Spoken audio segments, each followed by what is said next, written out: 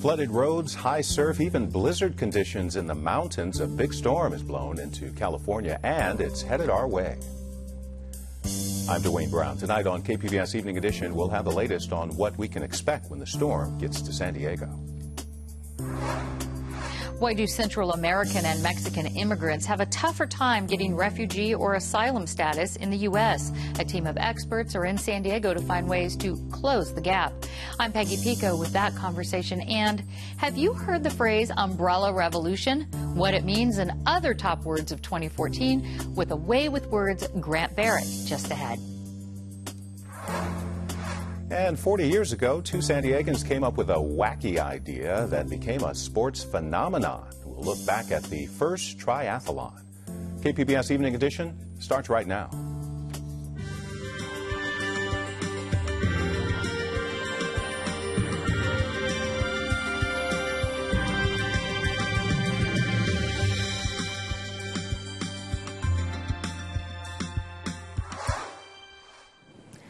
Here we go again. High surf rolls into Ocean Beach, heralding a major storm on the way, and the Weather Service says the biggest waves are still to come. Hi, good evening. Thanks for joining us. The heaviest rainfall is expected to get here tomorrow morning. It's already soaked Northern California. There were flooded streets from the San Francisco Bay Area all the way east to Sacramento. Parts of Sonoma County up north got 9 inches of rain overnight. More than 200 flights were canceled at the San Francisco airport, and power was out for thousands of people across the region. As the storm moves south, the community of Glendora in LA County is bracing for possible mudslides in an area burned by wildfires. Meteorologist Alex Tardy with the National Weather Service here in San Diego joins us by phone with what we can expect from this powerful storm. Alex, does it look like it's losing steam at all as it heads towards us tonight? Hi, everyone. Thanks for having us on. We're watching it on satellite right now, and it does not look like it's losing steam. It's really blasting into the Bay Area, Central California, and extending up into Northern California.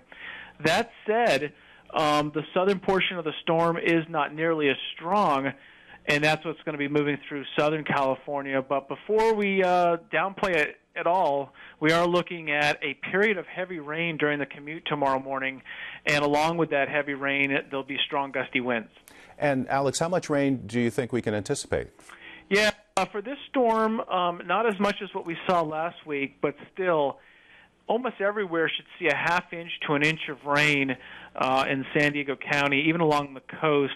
Some locations, maybe even 1.5 inches of rain. The thing is, most of that rain is going to come in a 2 or 3 hour period Friday morning.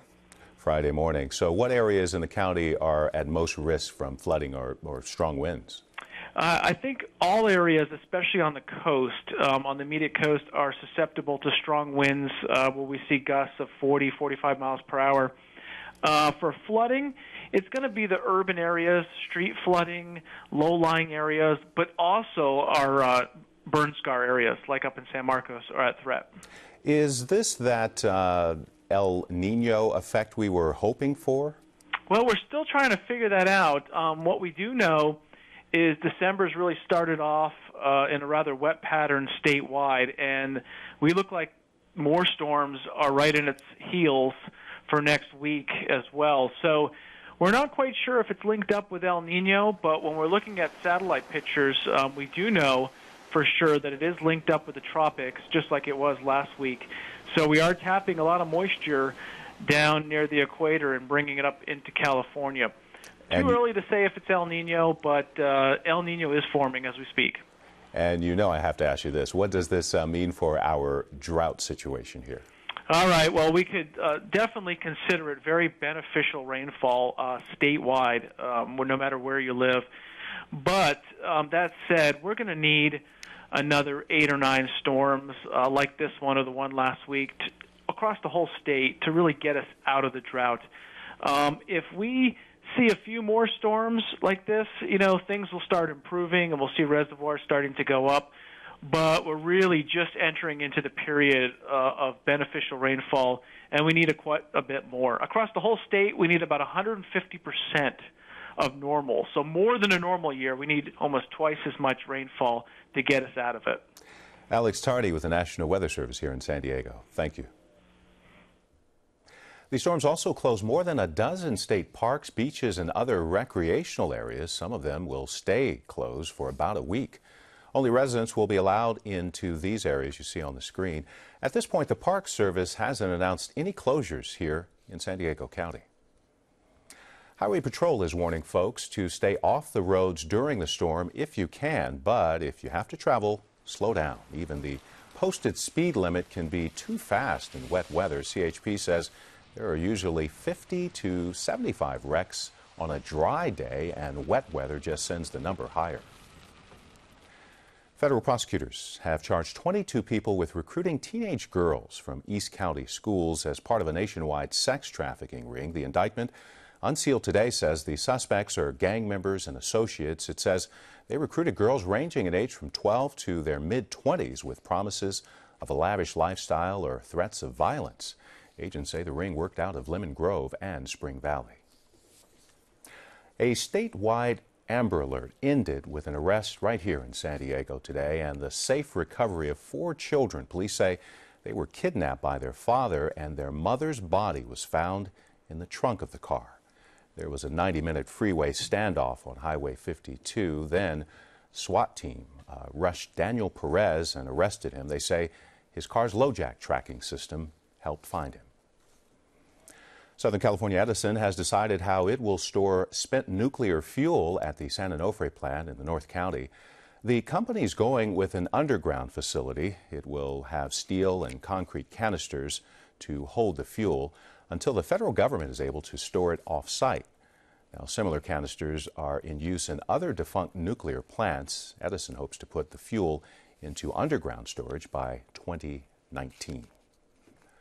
Drama on Capitol Hill today as Congress works to pass a $1.1 trillion spending bill.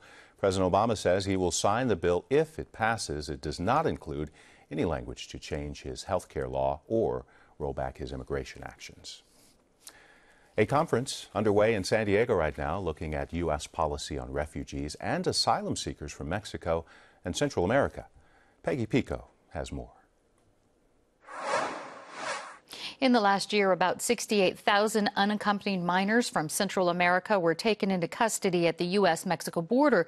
Many say they feared for their life and fled escalating gang and organized crime violence in their homelands. But only a few have received refugee status or asylum. Here to talk about U.S. policy and if it needs changing are my guests, Ev Mead, director of the Transborder Institute at the University of San Diego, and Alex Sanchez, who was granted asylum in 2002. Welcome. Thanks, Peggy.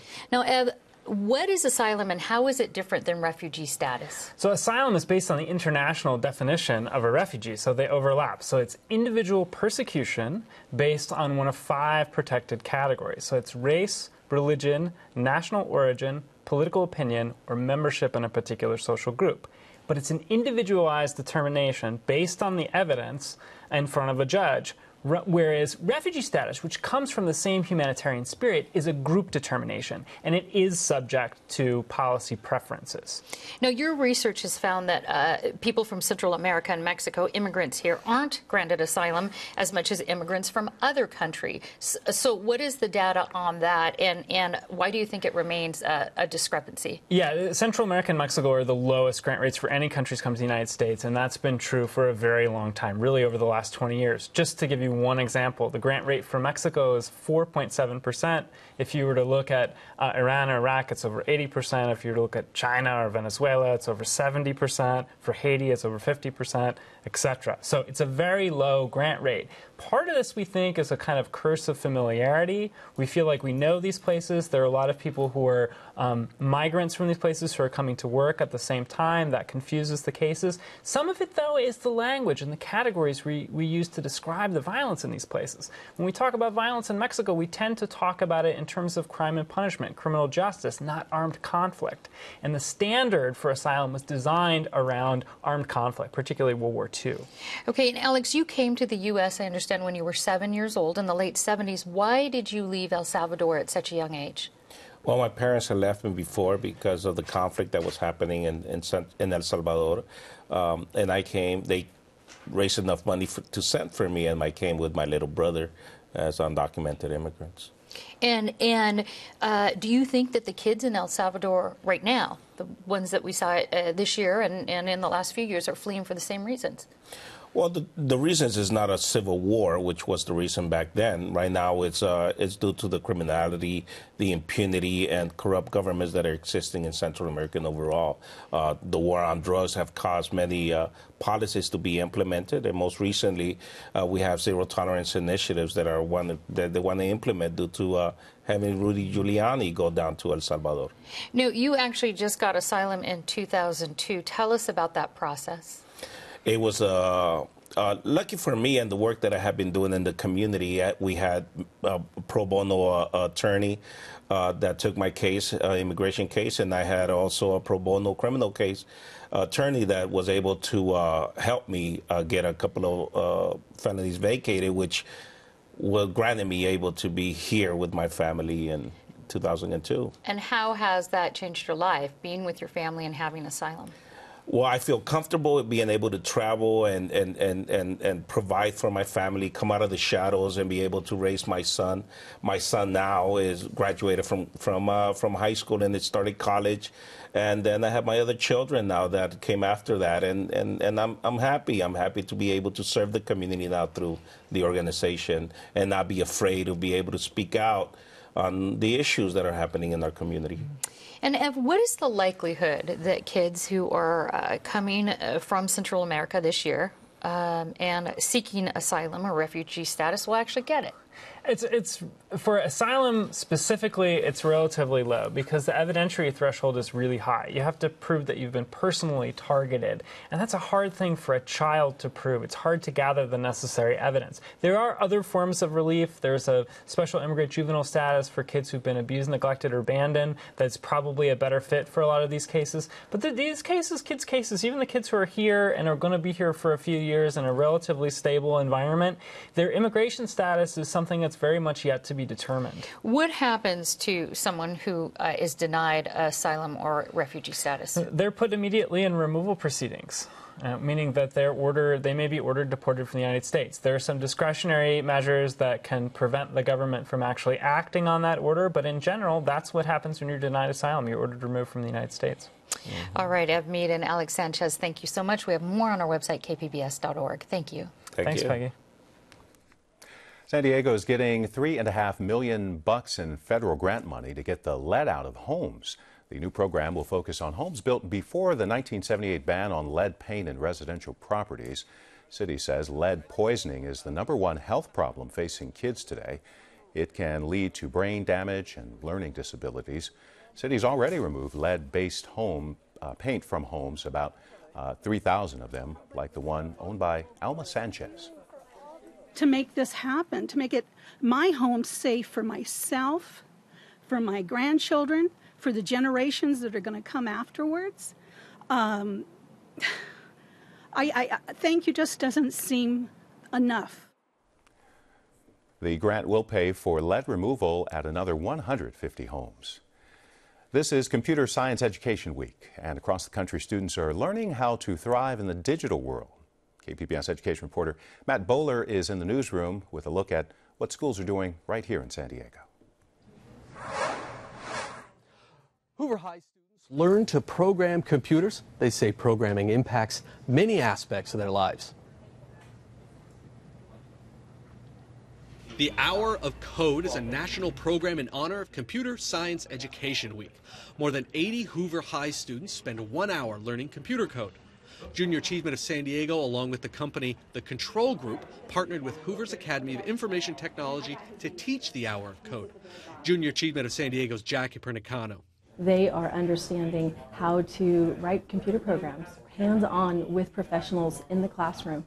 That doesn't mean students should only learn about computer coding. Sean Shiroki from the Control Group says the key to success in business is diversity in education. You bring in people with communications backgrounds, with philosophy backgrounds, things like that. They're the ones that really cultivate. And the kids love it. Jose Cruz Morales is a sophomore at Hoover, and he says after learning code, a whole new world opened up to him. I can understand a lot more about what I'm looking at on the internet. Like, I personally can see how pages are made and like, oh, that's something cool that somebody did. I didn't know you can do that. Something new, something cool, and something valuable for their futures. Organizers say the Hour of Code is all that to Hoover's students. Everyone at the Hour of Code kept saying anyone can learn to code. But these kids impressed Sean Cherokee from the control group so much, and he says he hires young programmers like the ones like the kids at Hoover. Matt Bowler, KPBS News.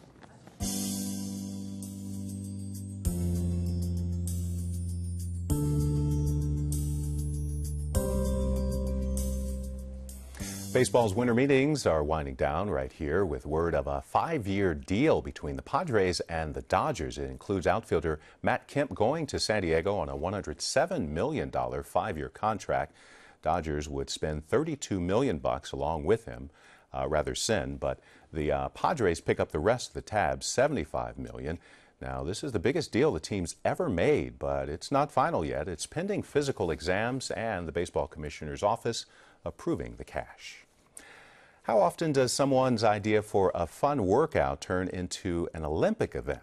That's exactly what happened for two San Diegans who put on the first triathlon 4 decades ago right here in Mission Bay. KPBS reporter Claire Trageser brings us the history of the triathlon.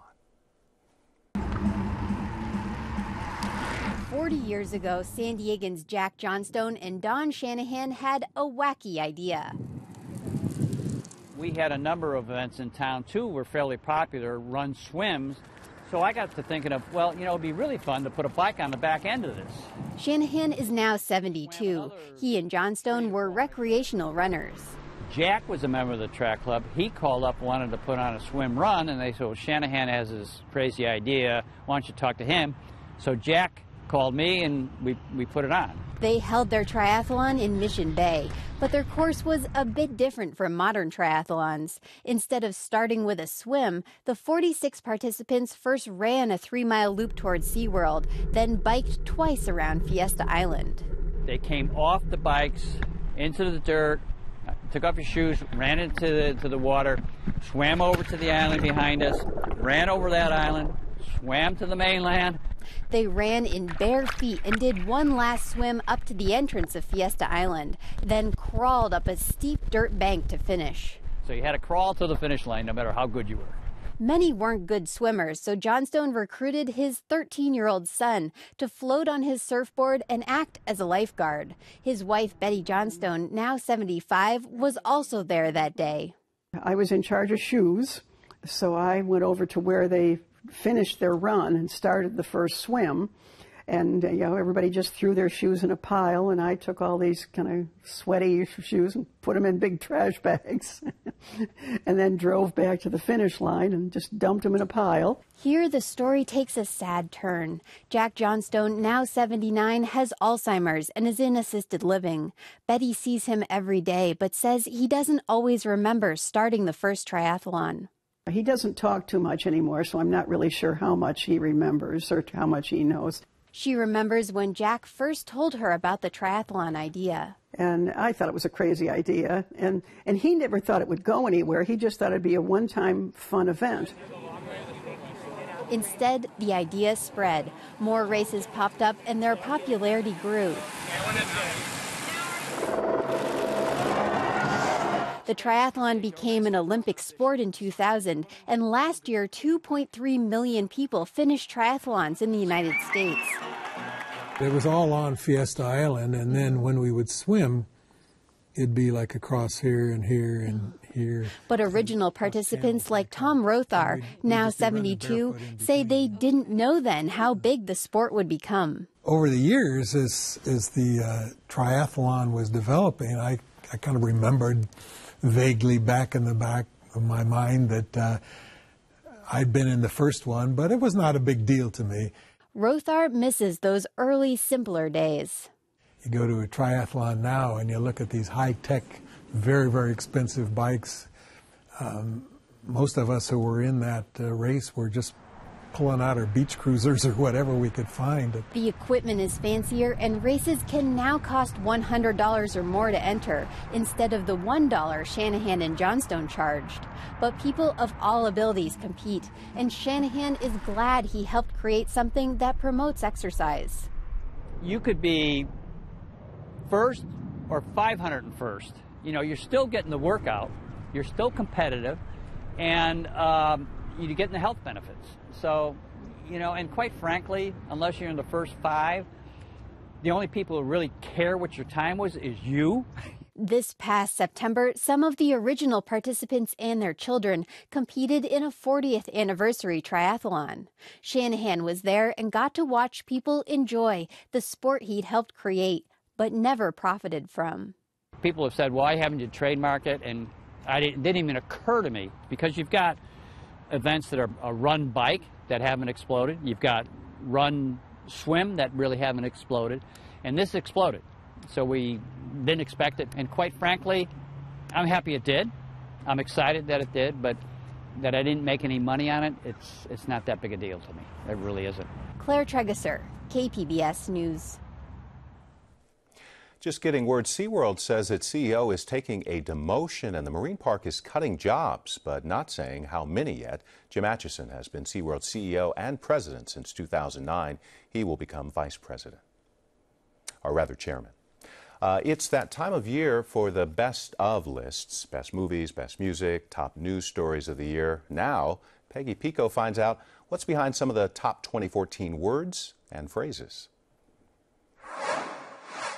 Back in the 1970s, there was the me generation. Then last year, Oxford Dictionary named selfie word of the year. You know, it's that word to describe the popular practice even the Pope gets into of taking pictures of yourself alone or with others. And this year, a selfie offspring made the top words of 2014. Joining me with more words and phrases of the year is my guest, lexicographer Grant Barrett, co-host of Public Radio's Away with Words, which airs Saturdays on KPBS Radio. And Grant, welcome back. Thank you. Now, what does it take for a word or a phrase to make it to your top list? Well, we all have to be talking about it, for one thing. We also need to have it be used frequently, and it has to represent our preoccupations, our mood, our sentiments, or even just the events of the year. So on the 2014 list for the top words, let's start with a selfie stick. What is it, and how did this grab your attention? This is a telescoping rod that you bring with you so you can attach your camera under the end, and you hold it out like this so that you and your friends can get in a shot with a lot of background. You might take it on a trip, a once-in-a-lifetime trip, say to the Great Wall of China, so that you don't miss any of those crucial shots with you clearly in a famous place. And another word that piggybacked on last year's word, vape, meaning you inhaled vapor from e-cigarettes, comes the phrase cloud chase. Yeah, cloud chasing is kind of a stunt where you try to make shapes or fill a room with your vapor. It's a thing that guys do to be competitive with vaping and smoking e-cigarettes. And there's a lot of smoke that can come with that. Tons of it, yeah. You can fill a room. Some of your top picks actually were in the news, like Umbrella Revolution and Ice Bucket Challenge. What made them stand out? Umbrella Revolution really had some significant images with it. We had these protests in Hong Kong where the people of Hong Kong didn't like the new rules that the Chinese government was putting in place. They gathered in a public space, and they used these umbrellas as a way to capture the attention of the international press, and it was very effective. And Ice Bucket Challenge. An Ice Bucket Challenge. We all saw these videos, probably had friends and family doing them, where it's a fundraiser. You challenge someone to either pour a bucket of ice water on their heads or to pour down, or if they can't do that, to give money and then to challenge somebody else. So it's kind of like a chain letter. It gets passed to person to person to person in order to raise money for a charity. And it certainly did. Do you happen to have a personal favorite this year? Well, I don't know about a favorite, but there are two that I like, and they're different ends of the serious spectrum. And one of them is Ebola. I think that the significance of Ebola this year can't be understated. We saw this massive disease. We saw a massive response to it. And then the other one is emoji, these little special pictures that you can use in texting or email or online messaging in order to communicate a complicated idea with a single glyph. And coming back to the Ebola side, on the serious side, Time Magazine, People of the Year, the workers on helping with that. Now, I recall a word, metrosexual, that made it to the mainstream a while back. But this year, there's a word, lumbersexual. What is this? So lumbersexuals, like metrosexuals, take very good care of their appearance. They may spend a good deal of money on clothes and hygiene and getting somebody to to fix their hair, but lumbersexuals probably look like a lumberjack. They have a beard, they might wear flannel, expensive jeans, expensive boots. So they're not just throwing clothes on, they're spending money, time, and care in order to really perfect this experience of being a masculine man. And I want to come back to, you mentioned emoticons or emojicons, as people call them, a word that really actually needs to be seen in order to understand its definition. What is a smug shrug? So it's another emoticon. You take punctuation and make a little picture in the text line that represents an idea. And in this case, it uses ordinary punctuation and a Japanese character to be eyeballs and a mouth that looks like somebody doing this, holding their hands out like this. And it means, oh, well. It's kind of a way of showing that you are resigned to whatever the situation is and there's nothing you can do about it. I wonder if that's used a lot in business. Now, is this the first emoticon that has actually made your list? Yes, it has. Yeah, it's the very first one on my list. It was huge this year. I even saw it in headlines, not from the New York Times or anybody like that, but some of the online publications. All right, well, there are so many words in so little time. We are out of that time, and I just want to say thank you so much, co-host of Away with Words, Grant Barrett. Your show airs here on KPBS Radio on Saturdays. Thanks again. Thank you very much. We told you about the big storm on the way. The heaviest rain expected in the morning. There's a flash flood watch for the burn areas inland. Mountains could get the most rain and only a little in the desert. Thanks for joining us. You have a great night.